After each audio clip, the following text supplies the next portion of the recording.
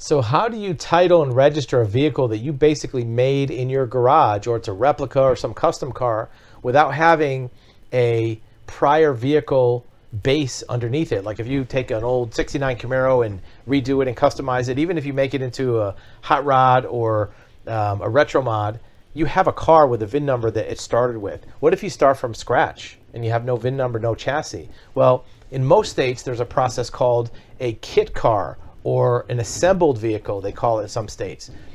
California has a program called the SB100. An SB100 is a method for registering vehicles that are specially constructed cars. A lot of these are for the movie industry. We'll talk about that momentarily. And some people make what they call a garage creation that now you want to bring on the road. It might be a replica of an old car.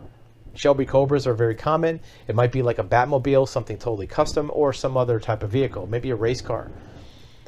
The problem with California is they only give out 500 of these per year.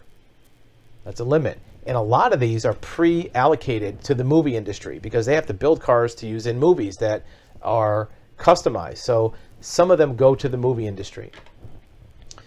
And you're not going to find this over the counter at the DMV. You have to do this through the main branch in Sacramento because some of the people at DMV never heard of this, right?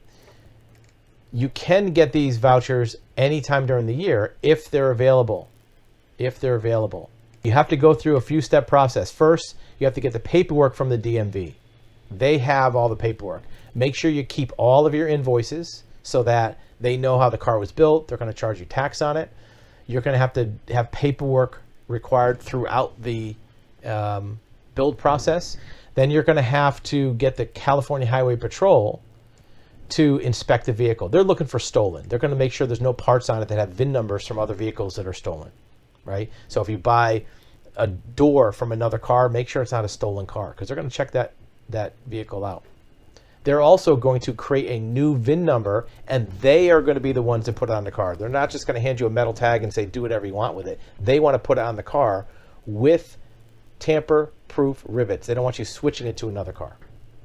Then you're going to have to get a mechanical inspection for lights and brakes to make sure that it's safe for the road.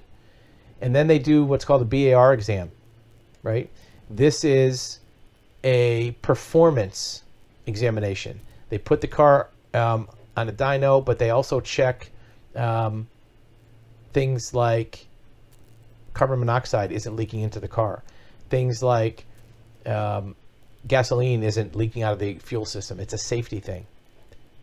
California talks about some of the rules on this too, where it's not for resale. You can't be a company that's building these to resell. Obviously, at some point, if you decide to sell it, you can. But if you're reselling it as a manufacturer, that's not what they want to do. It's not constructed by a licensed manufacturer, so right, you're a private person, and it does not include a vehicle which has been repaired by replacing parts, meaning that if you buy a vehicle that's a salvage or a junk or a car that's damaged and you just replace it with the same parts, that's not what they want to do. You also have to go through smog, and you have to go through this vehicle verification process.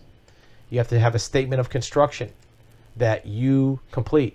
How you constructed the vehicle, primarily constructed by me, component part information, statement of facts. You have to go through this entire form and submit this properly to the DMV. Now, if you're not in California, it doesn't matter. This process is an example of what most states have for an assembled vehicle, kit car, maybe a race car that you want to put on the road. Every state has something similar. They call it different things. So if you have a vehicle that's been literally constructed from scratch in your backyard from multiple parts, and it's not really a car that existed before and you just modified it, it's building it from the ground up. The SB100 kit car assembled vehicle is a way to have it be designated as a vehicle, and then you can go about getting a title.